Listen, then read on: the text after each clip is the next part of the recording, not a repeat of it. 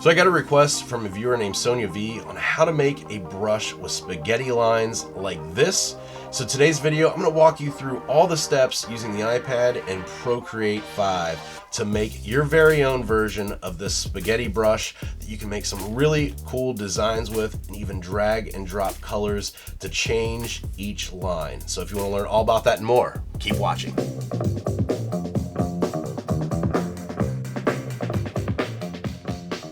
All right guys, let's go ahead and jump into the video. Today, as always, I'm using the iPad Pro 12.9 inch. This is the first gen model, along with the first gen Apple Pencil. However, you do not need the Apple Pencil to make this brush or to use this brush.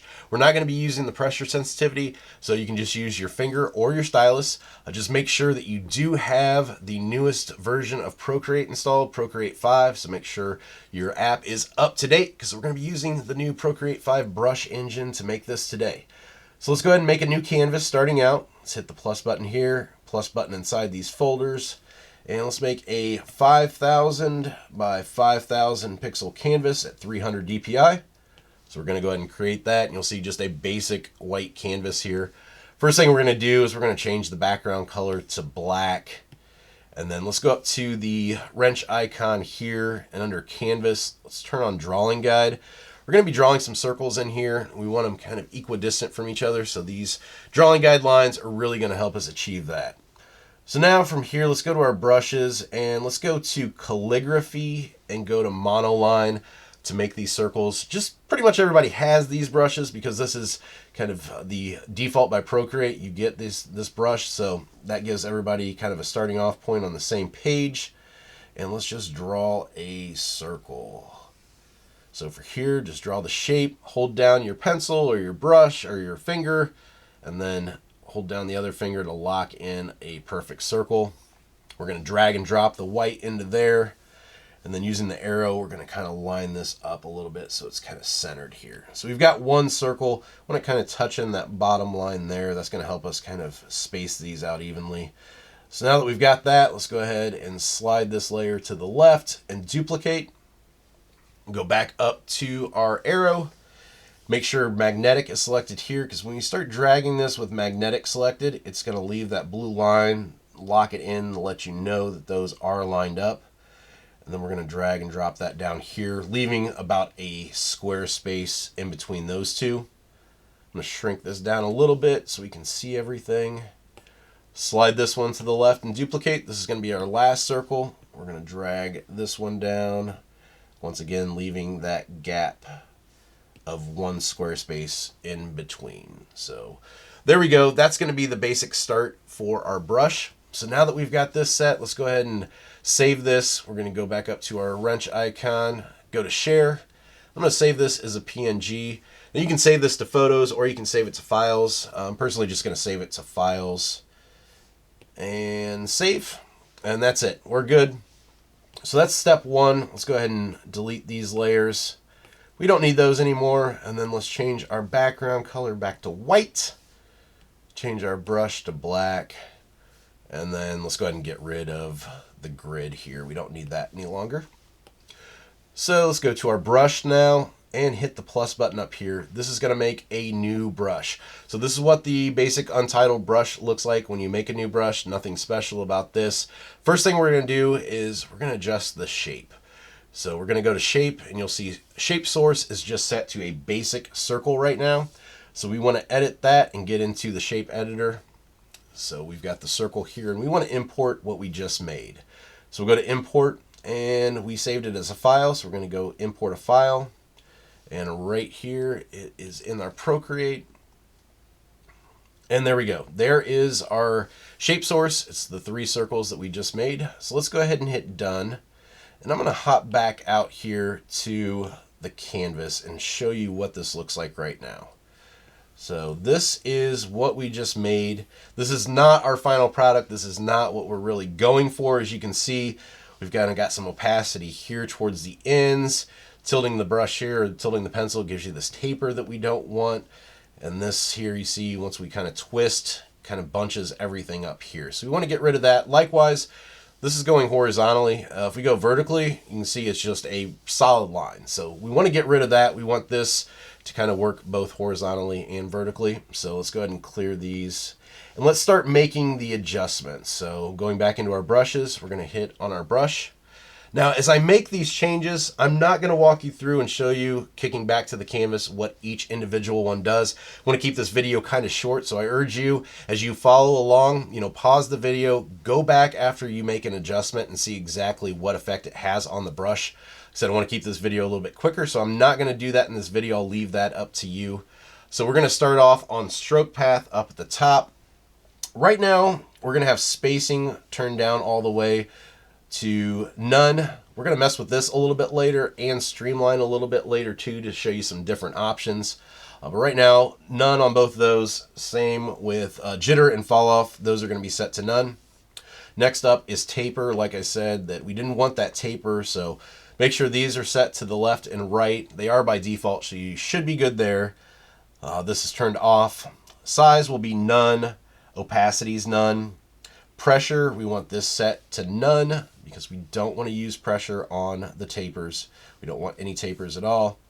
Tip is going to be set all the way to the left. Tip animation, we can go ahead and turn off. Touch taper, left and right, same thing here. Link tip to sizes, turned off. Size, opacity, and tip, all those leave on the default. And pulling down here, classic taper, that's going to be turned off as well. Next up is shape, which we already changed the shape source, but we need to change a little bit here. So scatter, we'll leave that as default. Rotation is going to be the first one we change here. We're going to put this all the way up to follow stroke.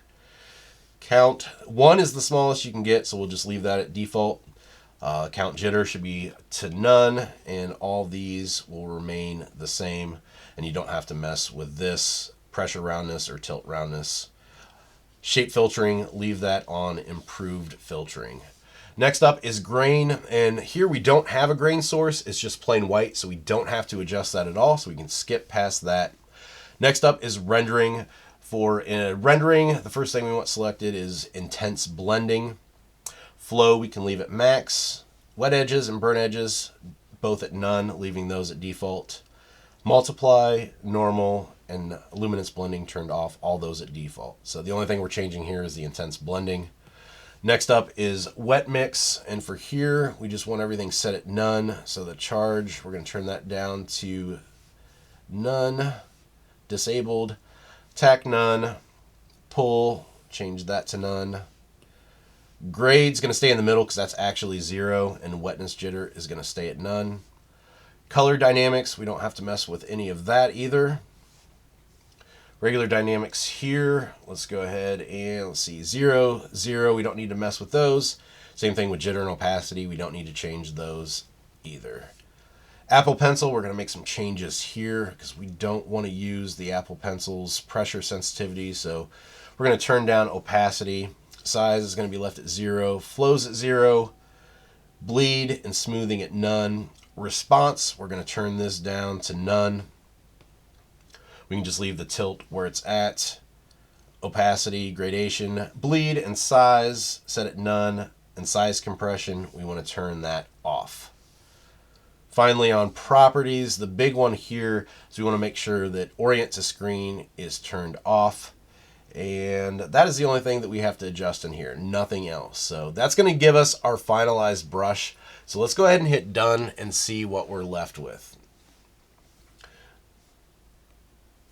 So here we go. This is our final brush. So going horizontally, you can see everything's nice. Even as we tilt and turn our pencil, we're not getting that overlapping. It's just the 3 lines split up.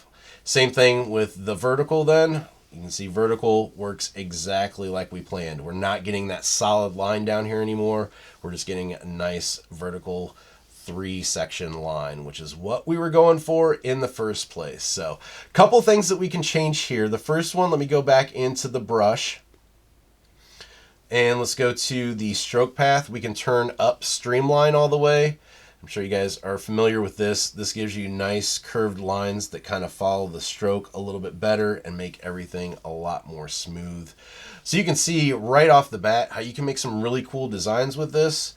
So with talking about coloring books and stuff like that, this would give you a chance to make some really nice background patterns for coloring books if you guys are looking to get into the Kindle Direct Publishing like I talked about in the previous videos.